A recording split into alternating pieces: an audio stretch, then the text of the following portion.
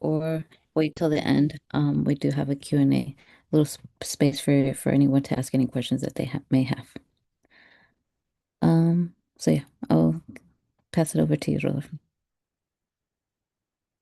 Awesome. Thank you, Jennifer.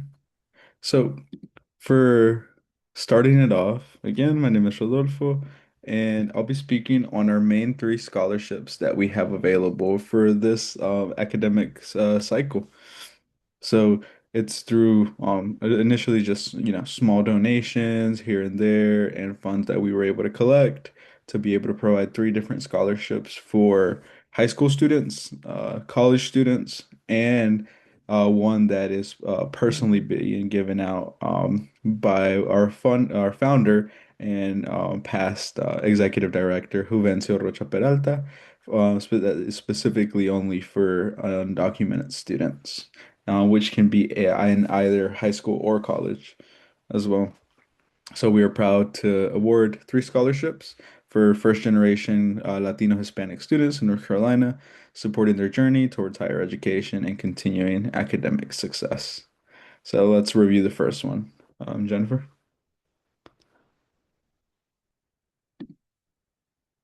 So the first one is our first gen Latino scholarship. It is a $1,000 scholarship that gets directly sent to you as a one-time payment to a current Latino or Hispanic high school senior to help support their first year of college. And pretty much the requirements are for the student to be of Hispanic or Latino heritage. The student must be a senior in high school in North Carolina, graduating this spring semester of 2026. They must upload a one-page personal statement and have a minimum GPA of a 3.0. And then once we scan the QR code and access the actual application itself, it's divided into five sections and is really simple to submit. The first section is their personal information. So just as what you may see as name, phone number, email, all that good stuff, contact information, the high school they went to, and then theirs or their parents' nationality or heritage. Will you be and then if they are going to be a first generation college student? In section two, we focus on academic information. So their GPA, expected graduation date, their intended majors, minors, and or certifications. So we're really looking to support any student that's going into any forms of higher ed for this one, whether it's a trade, a certification, a diploma, a degree, and etc. No matter the institution. So, and then followed by that, we have section three, which has their activities and resume. So, any student clubs or organizations or volunteerism that they partook in across their time at the high school level. And then at the end comes my favorite part, which is a one-page personal statement in which they answer the following questions. How will this scholarship help you on your college journey? What motivates you to pursue higher education? How do you plan to use your knowledge and experience to advocate for or help others during your college years and after graduation? Then it has the button to submit that personal statement for us to view in. And lastly, just the certification and submitting it. So just certifying that the information provided is accurate and that they meet all eligible requirements while just signing and submitting the form. And if we go back to the slides. Also, if any student is interested in it, is a little confused, is a little lost, they can schedule any meetings with Jennifer or I via our Calendly links to just go over all the requirements with their families, with them. If they need help with the personal statement, you guys, everybody's free to reach out and schedule uh, an appointment with us. So, as you'll see for the upcoming two scholarships, they are mostly the same as the one we just discussed, but this one will be $500 and it is for Latino college students. So And this one comes from the Maria Peralta Foundation as well, that is able to fund this. And as soon as this round ends here, we're actually going to be allocating funding as well for scholarships in Veracruz, Mexico, as well, that our Mexican Mexico team is working on. But this is a one-time payment of $500 for any current Latino or Hispanic student who is accredited at any who is enrolled at any accredited college or university across North Carolina. They must also upload a one-page personal statement and have a minimum GPA of a 2.5. We decided to lower the GPA for this one since it can vary via institutions and majors and so many other things as well as with everything that's going on in our community and how that may impact academics at a higher institution of learning. We recognize that and are making scholarships as accessible as we can to our students. If we could go to the next one. And for this one, the student can, for the past one, the college scholarship, the student can be in uh, any year, so their freshman, sophomore, and junior year, and also entering perhaps their senior year, their last semester. So lastly, we have our Juvencio Rocha Peralta Scholarship. If many of you are not aware of our founder and past executive director's story, he migrated, I believe, in the 70s, maybe, or the 60s, perhaps, to the States. He was undocumented. He was a migrant farm worker and before he pursued higher ed and his career and so on. So he always believes in helping out others, specifically those that are in the migrant community. So a little bit about Juvencio. He's a native of Veracruz, Mexico, and a dedicated community advocate in North Carolina since the 1980s. He served as our executive director and founder of AMEXCAN since '01 and has been an advocate for higher education, committed to seeing Latino students pursue their dreams and access opportunities to continuing their academic journeys. So this is a one-time $500 scholarship to any current Latino or Hispanic undocumented student. That is working towards their goal of higher ed. The application is really similar and has very more um, lenient requirements just because the struggles and time of a undocumented student pursuing higher ed are a little bit more untraditional and just a bit different, and especially with everything that's going on. We continue, Jennifer, and I'll pass it Sorry, back on over to you. I was gonna pull up the sign in Ah, for that one, the sign up form, no, awesome. No, yeah. just to So, explain the difference. of course. So as you can see, you have your general demographic information up top, a heritage, name, contact info, and then where it's a little bit different is our section 2, where you can indicate your immigration residency status. So pretty much, if many of you aren't aware, there's over hundreds and different types of visas and a few here and there different types of actual immigration statuses. So it's not just being undocumented and or being a citizen. So this, we just like to learn a little bit more. Some statuses have less services available to them. For example, compare someone who has DACA and someone who's undocumented. Someone who's undocumented wouldn't have a social security number compared or a driver's license, especially here in North Carolina, compared to and or even a work permit compared to someone who does have DACA. And then there comes with the humanitarian-based visas, whether they're an international student or not. And they can also click other. Those are just the predominant populations that we have served across our 2.5 decades here in North Carolina. And then aside from the personal statement, it's a quick question asking on how your immigration status, kind of limits you pursuing higher ed, aside from out-of-state tuition and not having access to any federal financial aid, being limited to certain loans, and etc.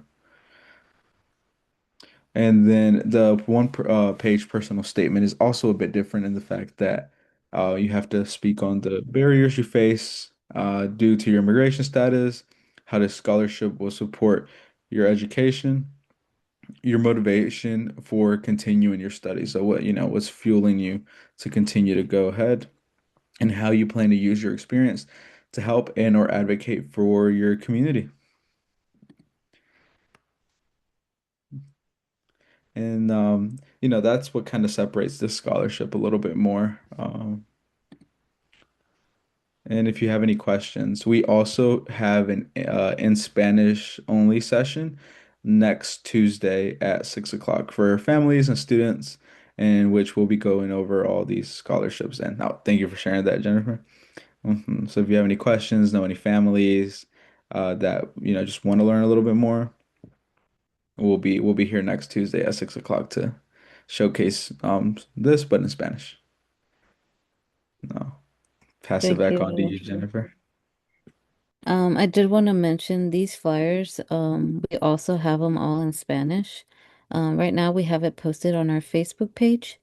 But I will be posting them as well on the NC Latino Education Alliance newsletter, that sends out every week. So they will be included in that as well. But if you do have any questions regarding the scholarships, just feel free to send us an email or give us a call, and we'll be sure to answer as well. Um, Besides the scholarships, we also wanted to tell you guys about the FAFSA. So we do support students in completing FAFSA. It is a bit difficult for students in um, because of the social status that the social security code that they have to provide for the parent. And most of the time with the community that we serve, they don't have one. So it is a bit difficult to fill out, and sometimes they don't understand what to include in these applications. So that is something that we help support. Right now, we've been helping with the 2026-2027 application that opened in October, I believe. And we're still continuing to help that until the deadline. Like Rodolfo mentioned, you schedule a one-on-one um, meeting with us. It can be coming into our office or via Zoom, and we'll help students fill out this application. And there's just some stuff that they have to have prior to this meeting, but it is something that we also help support, not just students, but the parents, to help them understand what this application will help their children with college as well. And the to schedule an appointment with this, we do have it in our link tree, um, in the bio of our like social media pages as well, and scanning the QR code. We also help students with looking for scholarships. Sometimes they look for other scholarships, or there's some scholarships that come to us that we share that resource to the parents and students, and also being able to apply to different colleges as well. Sometimes there's students that, I mean, I understand guidance counselors, they do have so many people, so many kids to watch out for, but there's sometimes where they don't understand, and that's something that we can help them looking for different ways to apply to college, like how to waive the fee and small things like that as well. And then Rodolfo did mention the meeting that we're going to have next week, all in Spanish, mostly for the parents to help them understand of the scholarship opportunities that we have. And then Rodolfo, I don't know if you wanted to mention the Eastern Rural. No, yes. So we late in 2025, Mexican launched a new resource network slash coalition focusing on Eastern rural North Carolina. So we invite all of you to join us this Thursday at 11 a.m. to learn more about the network, its meeting calendar, how to get involved, and much more. In the past, we've had guest speakers from the North Carolina Rural Center share data and statistics on the economic development and lots of other good information on rural Eastern North Carolina. So if you one live in Eastern North Carolina, Eastern rural North Carolina, or any one of its counties, if you work in or for these areas and or serve communities that are from these areas, feel free to come and learn. and network with other organizations and partners that are doing the same great work. And I also invite you all to for the survey at the end. I'll attach it in the chat box. Thank you. And then with all this, like getting students to apply to college, they do have to have like some sort of volunteer ism. A lot of them don't aren't aware that you can volunteer and put that in like college applications or resumes to help build your resume. And there are a few volunteer opportunities that we offer here with AMEXCAN for students, anyone in high school or in college. One of the events that we have, we partner with Sonríe, which is the ECU School of Dental, the Hispanic Dental Student Association, where they mostly need bilingual volunteers to help with interpretation. Um, so we'll have that on February the 21st, Saturday. This is a yearly, every year we partner with them in order to provide these volunteers, but also for to inform the community of this free service that they do for free at the clinic, and it is once a year. But yeah, we have volunteer opportunities for that. We also do Welcome Middle School, so that's a school that we partner with for the past 5, 6 years now. For tutoring at the school. We used to do it in the um, after school tutoring, but due to budget cuts and limits from the school, we are offering it during class times. So Monday through Friday from 8 a.m. to 3:30 p.m. Um, it's based on the flexibility and availability of the volunteers. Most of the time, we do get college students for this, but they're able to help tutor all the kids at Welcome Middle School that are struggling with a specific subject, such as science, math, reading. But it's also kind of like a mentorship where, you have most of these college students, most of the time they're like bilingual, Mexican American students. So it's good for them to see like, oh, the they're going to ECU, they're going to college, so it is a possibility for them as well. Um, but yeah, that's like kind of like a mentor that we have, and we are starting it this month. We were going to start it this week, but due to with schools being closed and everything, we're going to push it for next week. But we are looking for volunteers for that. And then there is another nonprofit here in Pitt County. They're Versademics. We worked with the teacher with the tutoring program at Welcome Middle School, but he does have his own nonprofit where he does offer after school tutoring for kids. And he is looking for volunteers in that. So we are kind of partnering to help him with bilingual volunteers, but they are located in Winterville, and it's more of flexibility for high schoolers, especially since it's after school, that they can help volunteer during these times. And these, we do have them posted on our social media, and they will be added to our weekly newsletter. And then, Rodolfo, if you wanted to speak more on the ENC Latino Youth Conference. Awesome. Of course. So alongside these Education Alliance meetings that we have every 2 months in English with our partners and educators, we also host meetings in monthly or every 2 months online in Spanish for families and or in person at different institutions, high schools, and etc. And we one of our main highlights of 2025 that we want to share with you all that we will be replicating in 2026 alongside our Latino College Tour dates soon to be announced was our ENC Latino Youth Conference, which had a little bit over 50 students attend. It was an event designed to inspire students to pursue higher ed, in which we had various guest speakers on youth engagement, different representatives from institutions talking about the different work field in trade schools, how to start applying to college and scholarships. And one of my very favorite ones by one of our advisory members was uh, our how to build a resume and personal statement, in which students loved and learned lots, and which even included the raffle of a new uh, iPad. And we're hoping to host this again. And this was hosted in Greenville, North Carolina, at the Healthy Blue and Blue Cross Blue Shield building. off of Arlington, maybe perhaps. I am so bad with road names. Thank you, Rodolfo. But yes, like Rodolfo mentioned, this is something that we would like to host every year around that time, October, November. This is actually hosted by a group of interns that we received last year in the fall. And this is kind of a project started by interns and it'll be continued to be run by interns during the fall. So there but might be a few that we reach out to you guys about this as well, with enough time as well.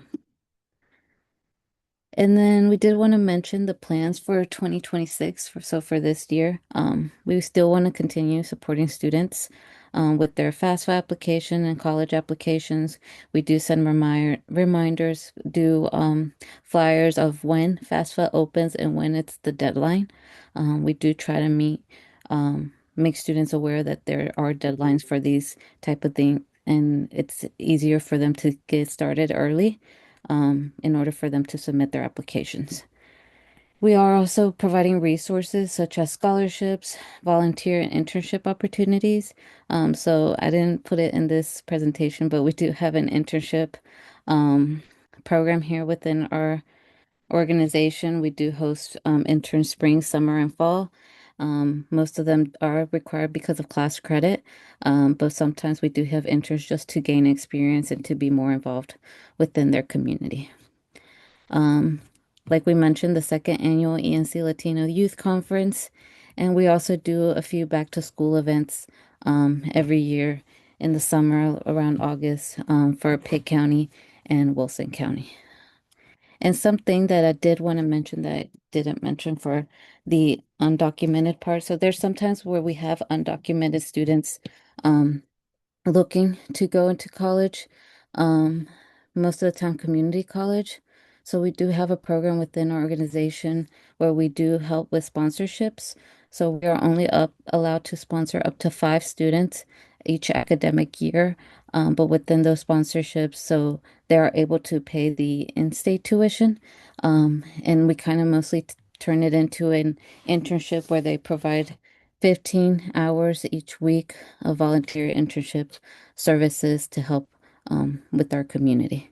So that is something that we do. We don't really promote it just because we're only allowed to do 5, but we do know that even other nonprofit, other businesses, other churches are able to do this for any students. So sometimes we do encourage students to, talk to, if they go to church, talk to the pastor.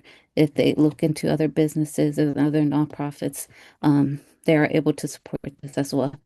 But it is something that we do for students. That was most of the presentation that me and Rodolfo had. I don't know if anybody had any questions um, from the presentation that they would like to know more about.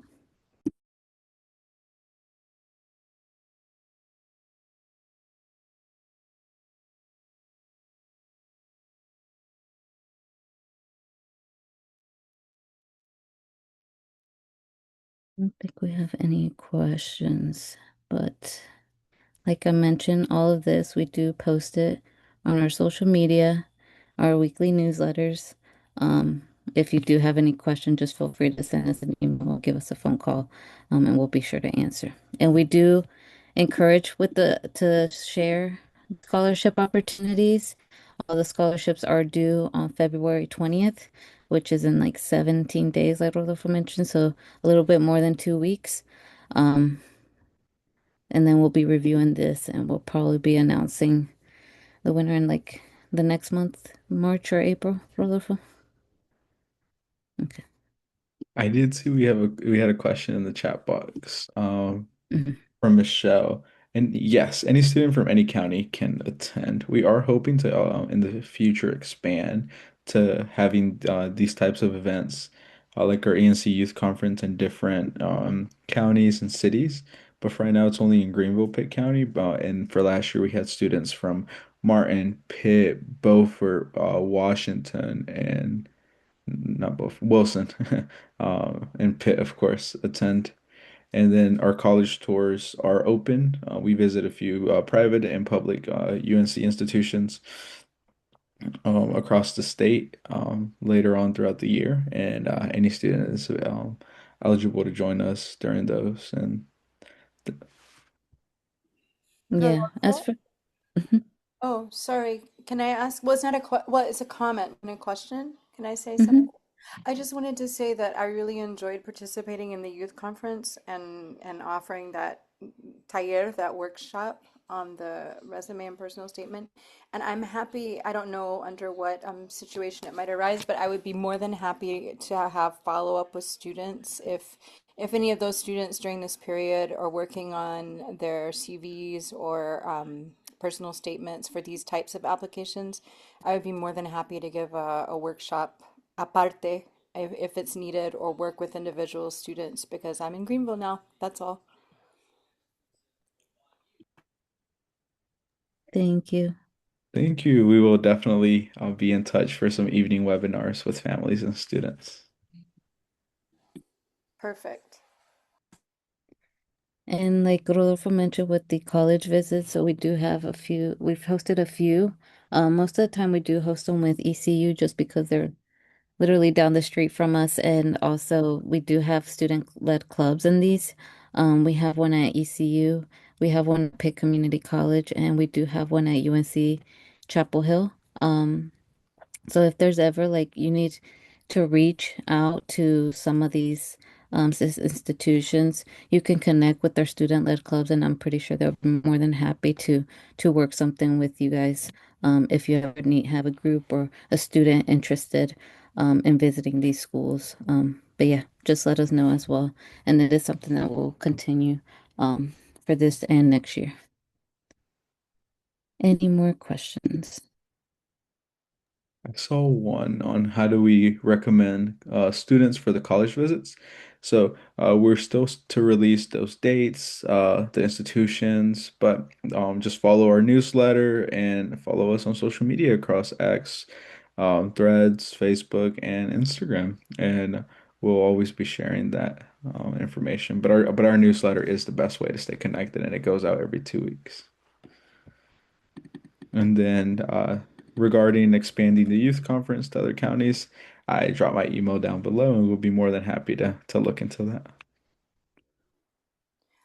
Rodolfo, could I just make one quick announcement because it seems like we have a big group, like 25 people, and everybody seems to be from all over. Could I just make an announcement about an upcoming event?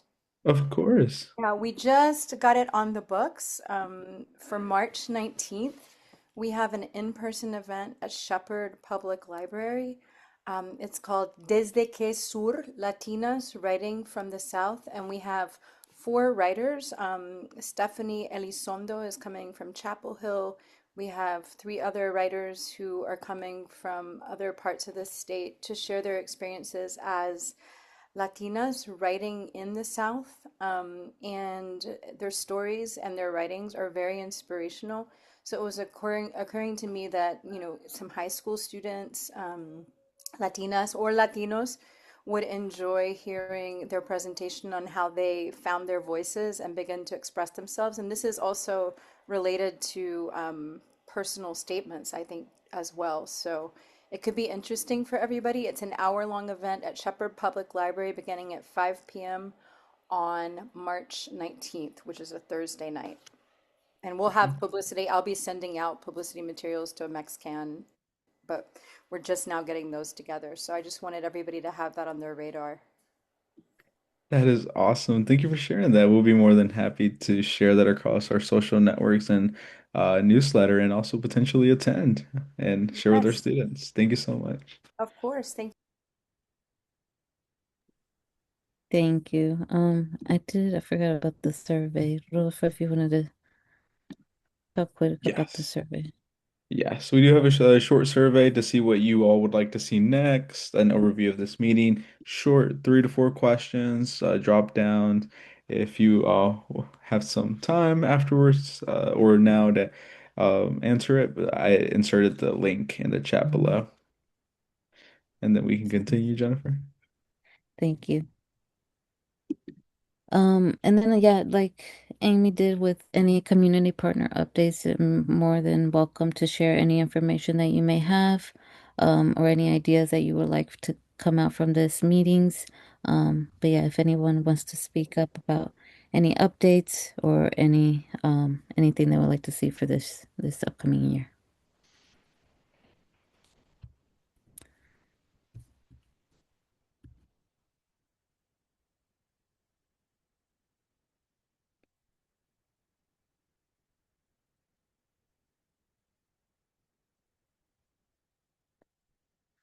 I don't think we have any updates at the moment. As for us, I did mention the volunteer opportunities that we have, so we are still continuing to promote that. For the month of February, we are mostly focusing on health. Um, and then for March, we do have a couple of upcoming events to celebrate for International Women's Month. So we're going to have a month long of activities focused on women. It could be ranging from advocacy, health, and education based. So we'll be sharing that also with our newsletter and social media.